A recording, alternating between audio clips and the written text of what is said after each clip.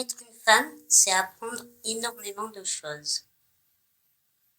Mais il y a aussi tout ce qu'on ne dit pas. Salut tout le monde, j'espère que vous allez bien. Je suis vraiment contente de vous retrouver ici. Bienvenue sur ma chaîne et bienvenue chez moi ou ailleurs. Aujourd'hui, j'avais envie qu'on parle de choses qu'on vit toutes, mais dont on parle très peu. Des ressentis, des pressions, des contradictions. Dites-moi en commentaire, c'est quoi la chose que tu as vécue en tant que femme, mais dont personne ne t'avait jamais parlé. Je pense qu'on va être beaucoup à se reconnaître.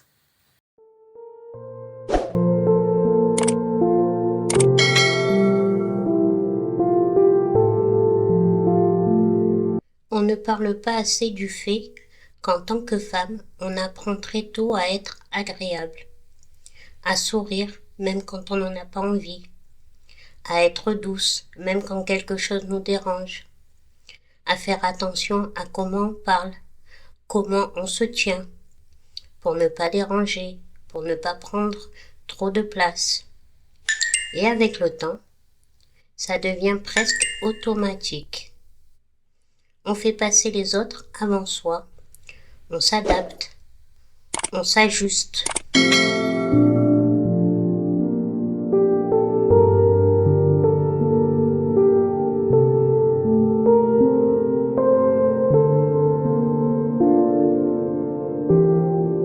Même quand, au fond, ça ne va pas du tout. Comme si être soi pouvait être trop.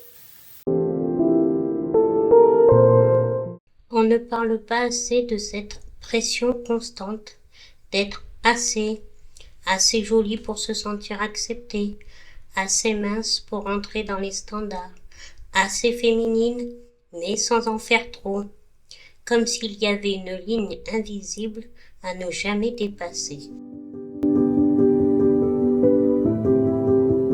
Alors on se regarde, on s'analyse.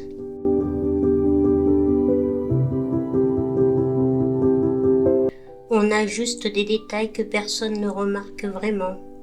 Et sans même s'en rendre compte, on passe énormément de temps à essayer de correspondre à quelque chose qui change tout le temps.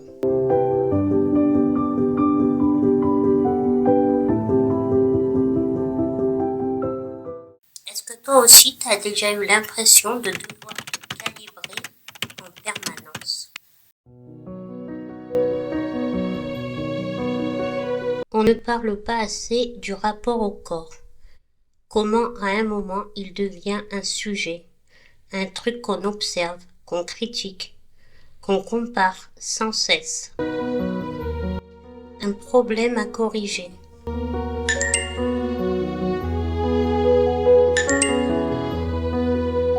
Un ventre trop visible, une peau pas assez lisse, un détail qu'on aimerait changer, comme si notre corps n'était plus juste nous, comme s'il fallait toujours l'améliorer, le corriger, le transformer pour qu'il soit enfin acceptable. Alors que c'est juste ton corps. Et puis il y a les contradictions.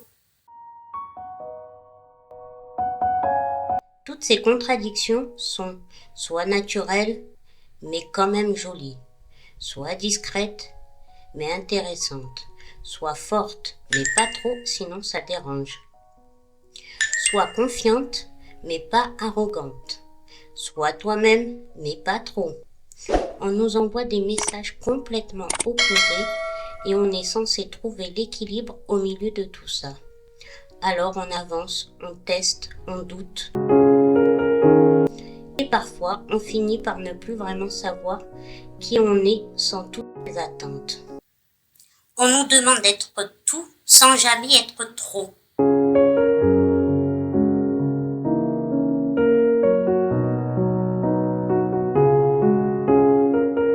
On On ne parle pas assez de cette charge mentale et surtout émotionnelle, de tout ce qu'on porte à l'intérieur.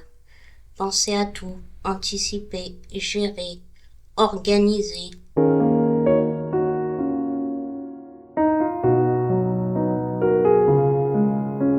Ressentir beaucoup, analyser, se remettre en question, être là pour les autres, comprendre, soutenir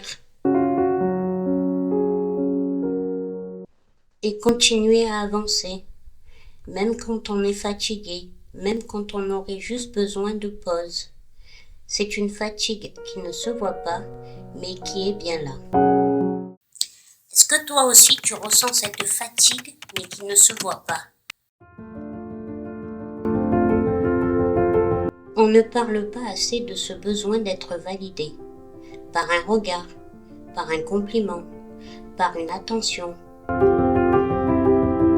Comme si ça venait confirmer quelque chose, qu'on n'arrive pas toujours à se dire à soi-même. Alors on cherche, parfois sans s'en rendre compte, dans les autres, dans les réactions, dans les réseaux. Un signe, une preuve, comme si notre valeur dépendait de ce qu'on nous renvoie. Alors qu'au fond, on ne nous a juste jamais appris à la construire de l'intérieur. Mais peut-être que le problème, ce n'est pas nous. Peut-être que c'est tout ce qu'on nous a appris sans nous laisser jamais le choix. Aujourd'hui, j'essaye de me redéfinir autrement. D'être douce, mais pas silencieuse. D'être féminine, mais libre. D'être moi sans me réduire. Et je vous amène à faire autant pour vous. Et peut-être qu'on devrait en parler plus entre nous. Sans filtre, sans pression. Dis-moi en commentaire, c'est quoi pour toi la chose dont on ne parle pas assez quand on est une femme. J'ai vraiment envie de vous lire. Merci d'avoir passé ce moment avec moi vraiment.